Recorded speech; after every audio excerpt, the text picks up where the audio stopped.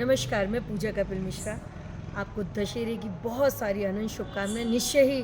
ये बुराई पर अच्छाई की जीत का जो पर्व है, जो अपने अंदर के रावण को मारने का जो दिन है और ये एहसास कराता है कि हम जितने भी हमारे अंदर नकारात्मक चीज़ें हैं, उन सबको समाप्त करके सकारात्मकता की ओर बढ़ें। क्योंकि ये जो पॉज़िटिव एनर्जी जो हम गेन करते हैं या जिसे कहें कि हम गलत को समाप्त करके सही की ओर बढ़ते हैं, ये वो त्योहार है जो संकल्प लेने का भी एक दिन होता है। और ये हमारे लिए एक आज हर्ष का भी विषय है कि अब जो अगला जो दशहरा आएगा इस साल के बाद में, तब रामलला अपने मंदिर में अपने उस घर में विराजमान होंगे और एक अद्भुत क्षण होगा भारत में, जहाँ सालों साल निरंतर रामलला को उनके घर पर स्थापित करने के लिए एक लंबा संघर्ष चला। आज वो भी सौभाग्य, इस साल के बाद में जो दशहरा आएगा हम उसको अयोध्या में उस भव्यता के साथ मनाएंगे।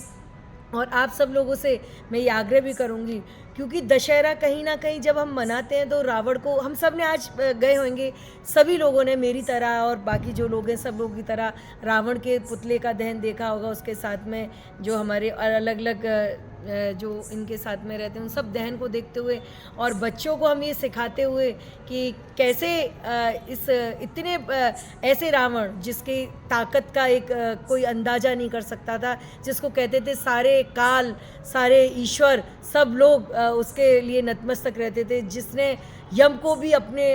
वश में कर रखा था। त्रिकालदर्शी, प्रकांड विद्वान, बहुत बड़ा योद्धा, कि ऐसा वरदान प्राप्त किया हुआ शिव जी से कि जिसको कोई मार नहीं सकता, लेकिन एक मानव के रूप में ईश्वर ने जन्म लेके उस बुराई का अंत किया। तो निश्चित तौर पर ये आज जब उसको रावण को मारते हुए हमारे बच्चे भी ने भी, हमारी आने वाली पीढ़ी ने भी जब इसको देखा होगा, तो हम उन्हें उन संस्कारों को केवल इसको एक उत्सव इस तरह से ना बताएं, वो कहानी भी हमें सुनानी चाहिए, वो विषय भी हमें बताने चाहिए कि बुराई या गलती कितनी बड़ी भी क्यों ना हो, सही सही रहता है और अच्छाई अच्छाई रहती है। तो ये भी हमें लगातार निरंतर अपने आने वाली पीढ़ियों को भी सिखाना चाहिए कि ये जो इतना बड़ा भव्य रावण बनता है, इतना बड़ा पुतला बनता है, ये क्यों बनता है? यही दिखाने के लिए कि आप कितने भी बड़े गलत कामों से बन जाओ, लेकिन एक छोटा सा जो स्वरूप होता है राम के रूप में, आप देखते हैं कि छोटे बच्चे राम का रूप लेते हैं, या एक मानवीय रूप होता है, एक धनुष चलता है और निश्चित तौर पर उस बाण से उसको उस रावण का अंत कर दिया जाता है। तो मैं आप सबसे आज दशहरे पे यही आग्रह करूँगी, आह्वान करूँगी, निश्चित तौर पे भारतीय संस्कृति का ये एक ऐसा त्यौहार है जो बच्चों से लेके बड़ों तक कुछ ज़िंदगी में, जीवन में अच्छा करने के लिए हमें प्रोत्साहित करता है, प्रेरणा देता है कि आप कुछ गलत को सही करने के लिए हर साल आप अपने आप को प्रेरित कर लीजिए और कोई ना कोई संकल्प लेके आप अपने जीवन में आगे बढ़िए। निश्चय ही जब हम संकल्प लेते हैं तो वो सिद्ध भी होता है, और कोई भी जब अच्छा काम करने के लिए हम निकलते हैं तो कहते हैं कि सारे चारों तरफ की जो हमारी पॉजिटिव एनर्जी है वो हमें सही की तरफ और लेती है और अग्रसर करती है और आगे बढ़ाती है। तो आज इस त्यौहार पर, ये जो दशहरे का त्यौहार है, रावण के अंत का त्यौहार है, हम सब मिलकर इस पूरे विश्व में, क्योंकि हम उस संस्कृति के लोग हैं जो हमेशा विश्व के कल्याण की बात करते हैं, हमारी हर पूजा में उसका समापन ही इससे होता है। अंत में जब सनातन संस्कृति में कोई भी आप स्पिरिचुअल कोई भी आध्यात्मिक कार्य करते हो, उसके बाद में विश्व का कल्याण हो, इसके साथ हमारा समापन होता है। तो पूरे विश्व का कल्याण हो, पूरे विश्व से बुराइयों का अंत हो, भारत से अंत हो, हमारे अपने प्रदेश से अंत हो, हमारे अपने ज़िले से, अपने समाज से, अपने परिवार से सारी बुराइयों का अंत हो, अच्छाई की ओर हम अग्रसर होकर चलें। और ऐसे ही हम जो राम जो सत्यता के प्रतीक है, राम जो सहजता के प्रतीक है, राम जो मानवता के प्रतीक है, राम जो हमेशा जिसे कहते हैं सद्मार्ग पे चलते हुए, सत्यता पे चलते हुए, और जिसे कहते हैं कि सत्य के लिए उन्होंने एक अपने आप को जिस संघर्ष में झोंका था, चाहे उसके लिए उन्होंने राज को त्याग कर वनवास को भोगा था, ऐसे श्री राम प्रभु उनके आदर्शों पे हम चलें। और एक राम राज्य की स्थापना हमेशा से सनातन संस्कृति में कल्पना रहती है एक अच्छे समाज की, कि राम राज्य की स्थापना हो गई। उस राम राज्य की स्थापना के लिए, सबके कल्याण के लिए आज इस दशहरा के पर्व पर हम कुछ अच्छे संकल्पों के साथ में कुछ सही दिशा में चलने की ओर संकल्पित होकर हम कार्य करें। और आज जब हम अपने बच्चों के साथ में, मैंने, आपने, सभी लोगों ने, हम लोग अपने रावण दहन को देखने के लिए ज़रूर जाते हैं, और उन विशालकाय विराट पुतलों को आपने जिस तरह देखा होगा कि एक कोई बच्चा राम रूप में या कोई भी जो राम रूप होगा उसने एक धनुष चलाया और वो इतना विशाल भीमकाय रावण, उसका दहन हो गया, उसके सारे साथियों का दहन हो गया। और रियल में रावण इतना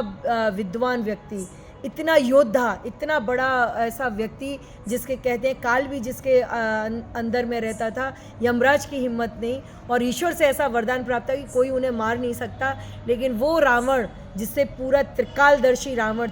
तीनों लोग जिससे भयावह रहते थे, हर कोई डरता था, जिसका कभी अंत नहीं हो सकता था, उस रावण का विनाश ये ज़रूर बताइएगा अपने बच्चों को, केवल नारी का सम्मान ना करने की वजह से हुआ था। आज जिस तरह से स्थिति हमारे देश में भी चल रही है कि रावण जैसे शक्तिशाली को एक आदमी के रूप में, इंसान के रूप में जन्म लेके ईश्वर ने मारा, तो यानी कि बुराई कितनी भी बड़ी क्यों ना हो जाए, अच्छाई उसका संगार करती है। और आज जो भारतवर्ष की स्थिति चल रही है, या पूरे विश्व में कहूँ, जहाँ जहाँ नारी को सम्मान नहीं मिलता, ये निश्चय, चाहे वो रामायण की कहानी हो, चाहे वो महाभारत की कहानी हो, चाहे वो द्रौपदी के सम्मान की बात हो, जब जब जहाँ जहाँ नारी को सम्मान नहीं मिलता, उस घर में या उस व्यक्ति का सर्वनाश जरूर होता है। और आप लोगों ने तो सुना भी होगा, हमारी सनातन संस्कृति में कहते हुए हैं, यत्र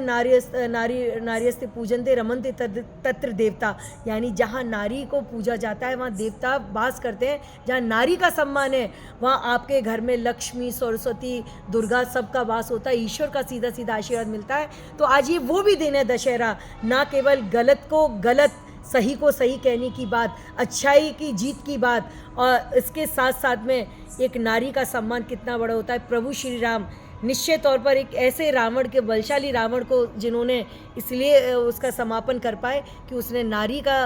असम्मान किया था, नारी का अपहरण किया था, और आज प्रभु श्री राम भगवान श्री राम कहलाए, क्योंकि उन्होंने नारी के सम्मान के लिए उस रावण से लड़ने का सोच लिया, ठान लिया, मान लिया, और वो संकल्प लिया और उसको सिद्ध भी किया। वो शक्ति स्वरूपा जब नारी उनके साथ थी कि उनके वो बानरों की सेना ने भी एक ऐसी विशालतम सेना का समाप्त कर दिया, और आज युगों युगांतर से वो रावण का दहन, वो ये दशहरे का त्यौहार निरंतर बनता आ रहा है। आज राम जी के आने की खुशी मनाई जाती है, रावण के मरने पर भी लोग खुश होते हैं। तो आप देखिए कि कितना ही विराट व्यक्तित्व, कितने ही शक्तिशाली व्यक्तित्व, केवल एक नारी के अपमान की वजह से उसका जिसे कहते हैं उसका समापन हुआ, और एक नारी के मान सम्मान के लिए अपने आप को समर्पित करके उस युद्ध को विजयी करके प्रभु श्री राम आए, और पूरे देश में ही नहीं पूरे विश्व में आज भगवान श्री राम के नाम से हम उन्हें पूजते हैं। तो ये संस्कार, ये बातें, ये हमारी संस्कृति की चीज़ें, ये भी हमें बच्चों को समझानी चाहिए। अगर हमारे बच्चे, हमारे विशेषकर बेटे बेटियां इस चीज़ को समझेंगे कि महिलाओं का सम्मान करना चाहिए, बेटियों का सम्मान करना चाहिए, जिस तरह से आज बेटियों को अपहरण किया जा रहा है, बेटियों के संग गैंगरेप किया जा रहा है, उनके अंदर का जो रावण, जो उनके अंदर की बुराई जो जागृत है, जो लोग ऐसा काम कर रहे हैं, अगर हम आज ये संस्कारों में सिखाएं कि सारी नारियों का, सब अपनी सारी बच्चियों का सम्मान करना चाहिए, तो शायद मुझे लगता है कि हम उस राम राज्य को स्थापित करने में, प्रभु श्री राम के जिसे कहते हैं उनके पथ पर चलने का सही मायने में योगदान दे पाएंगे। और जब इतना अच्छा स्वस्थ समाज होगा तो निश्चित तौर पर ये जो एक हमारे देश की गति होगी, देश की प्रगति उन्नति भी बहुत अच्छे से होगी, क्योंकि आपके बच्चों के संस्कार आपके परिवार में आएंगे, वो समाज में आएंगे, वो इस देश के विकास में आगे काम आएंगे। और दोनों बराबर से जब चलेंगे, कहते भी है ना, ये समाज रूपी रथ जब नर और नारी एक साथ मिलकर चलते हैं तो ये बहुत अच्छे से चलता है। मैं कामना करती हूँ कि आप सब लोग अपने बच्चों को इन कहानियों को ज़रूर बताएंगे, इस सनातन संस्कृति के इस रामायण को ज़रूर बताएंगे, और बताएंगे कि कैसे एक